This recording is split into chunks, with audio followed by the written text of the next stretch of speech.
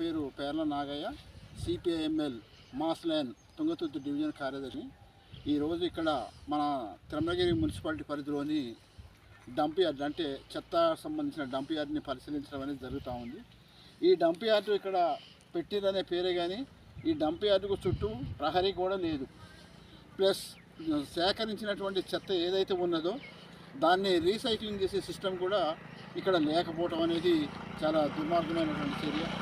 ఇంకొక విషయం ఏంటంటే ఇక్కడ మనకు తడి చెత్త వేసి పొడి చెత్త వేసి చెప్తుంటారు, కానీ తడి చెత్త పొడి చెత్త మొత్తం కూడా తీసుకొచ్చి ఒక దాంట్లో వేసి తగలబెడుతుంటే ఇక్కడ ఈ వాసనని భరించలేకపోవడం అనేది జరుగుతూ ఉంది.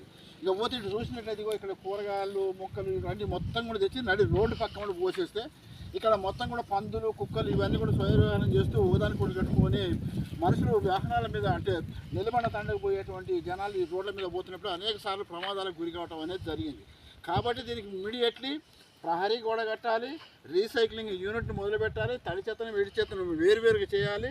ఇలా మొత్తం ఒకే విధంగా వేసి తగలబెట్టడంతో దుర్గంధ వాసన రావడం అనేది జరుగుతూ ఉంది. ఇట్లా తగలబెట్టినప్పుడు ఒక వాసన, తగలబెట్టకపోతే ఒక వాసన. కాబట్టి ఖచ్చితంగా రీసైక్లింగ్ చేయాలని చెప్పి మేము డిమాండ్ చేస్తూ ఉన్నాం. అదేవిధంగా తిరుమలగిరి మున్సిపాలిటీలో వార్డులలో కూడా సరిపోని సిబ్బంది లేక వార్డులలో చెత్త పేరుకొని పోయింది. దాదాపు 50-60 మంది సిబ్బంది ఉండాల్సిన చోట 30 సగం మంది మాత్రమే సిబ్బంది ఉన్నారు. అదేవిధంగా చెత్త సేకరించే బండ్లు కూడా సరిపడ లేకపోవడంతో మొత్తం కూడా అక్కడ అటు టౌన్లో ఇటు డంప్ యార్డ్ ఇక్కడ మొత్తం కూడా చెత్త పేరుకుపోయి విపరీతమైనటువంటి మనుషులకు అనారోగ్యం పాలయ్యే పరిస్థితి ఉన్నది. కాబట్టి దీని మీద ఇమ్మీడియట్లీ వెంటనే ప్రభుత్వం స్పందించి దీనికి ఖచ్చితంగా సైడ్ వాల్ కట్టాలి, అంటే ప్రహరీ కూడా కట్టాల్సినటువంటి అవసరం ఉంది. సిబ్బందిని పెంచాలి, ఆ చెత్తను సేకరించే వాహనాలు కూడా పెంచాలి, ఈ రీసైక్లింగ్ యూనిట్లు పెట్టాలని చెప్పి ప్రభుత్వాన్ని డిమాండ్ చేస్తూ ఉన్నాం. ఒకవేళ అలా చేయని పక్షంలో ప్రజలతో పెద్ద ఎత్తున ఆందోళన కార్యక్రమాలు నిర్వహిస్తామని చెప్పి ప్రభుత్వానికి తెలియజేస్తున్నాం.